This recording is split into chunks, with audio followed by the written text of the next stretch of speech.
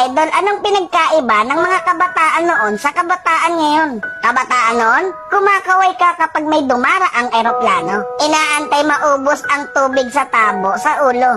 Ginagawang swimming pool ang planggana ni nanay. Ginagawang braces ang foil ng choknat. Naliligo ka sa alulod ng bubong kapag umuulan. At kapag gabi naman, akala mo sinusundan ka ng buwan. Nagko-concert sa harap ng electric fan. Kabataan ngayon, ang problema ay pera at cellphone. Ang problema lang namin noon kung paano makatakas sa bahay para di matulog ng tanghali. Lumaki man kami sa palo, aminin natin mas maraming nire-respeto na magulang sa panahon noon kaysa ngayon. Mga kabataan ngayon, isang chat lang, may jowa na. Eh kami noon sa claims lang umaasa. Broken-hearted pa pag friends ang resulta.